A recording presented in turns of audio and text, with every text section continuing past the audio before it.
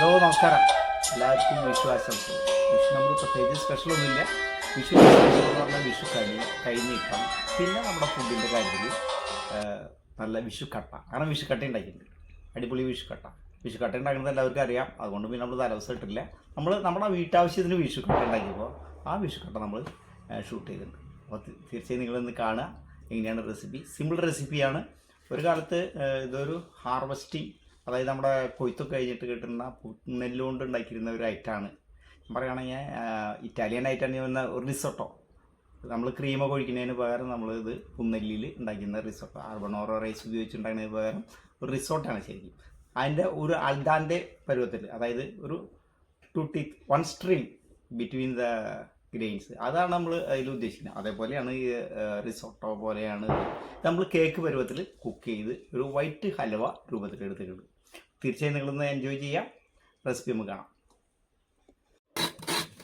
അപ്പോൾ നമുക്ക് ഫസ്റ്റായിട്ട് നമുക്ക് തേങ്ങ നന്നായിട്ട് ചെരുകിയെടുക്കണം. ഞാൻ 1 kilo റൈസാണ് എടുക്കുന്നത്. നന്നായിട്ട് കഴുകണം കേട്ടോ. നന്നായിട്ട് കഴുകി പ്രത്യേകിച്ച് എന്താ വെച്ചാൽ ഇത് പുന്നെല്ലാണ് കേട്ടോ. അതായത് പുന്നെല്ല് കൊത്തി ഉണ്ടാക്കുന്ന പച്ചരി, ആ പച്ചരിയിലാണ് നമ്മൾ വിഷു കട്ട ഉണ്ടാക്കുന്നത്, അല്ലെങ്കിൽ വിഷു കേക്ക് ഉണ്ടാക്കുന്നത്, അല്ലെങ്കിൽ വൈറ്റ് ഹൽവ എന്നും കൂടി വേണമെങ്കിൽ പറയാമല്ലോ. ഹൽവ പരുവത്തിലാണ് നമ്മളിത് കുക്ക് ചെയ്തെടുക്കുന്നത്. അതിന് വേണ്ടി ഇത് നമ്മൾ അരി നന്നായിട്ട് വേവിച്ചു കേട്ടോ.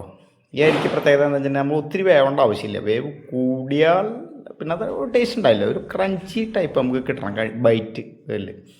അപ്പോൾ അത് റെഡി ആയിക്കൊണ്ടിരിക്കുമ്പോൾ നമ്മൾ ചെറുള്ളി, ഇത്തിരി ജീരകം കൂടി തേങ്ങാപ്പാലിൽ മിക്സ് ചെയ്തു, ഉപ്പ് ഇട്ടു.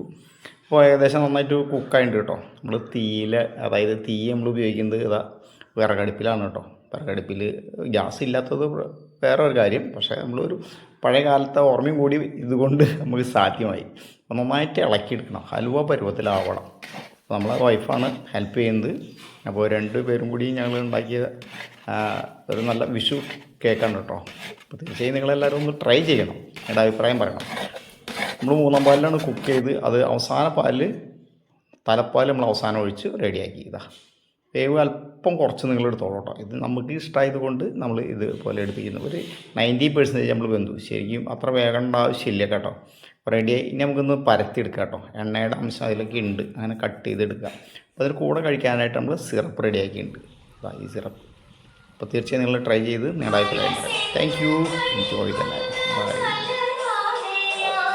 തേങ്ങാപ്പാലും ചക്കരയും കൂടി അതിൻ്റെ സ്പൈസസ് കൂടിയിട്ടുണ്ട് കേട്ടോ. Thank you. സജീസ് ഫ്ലവർ.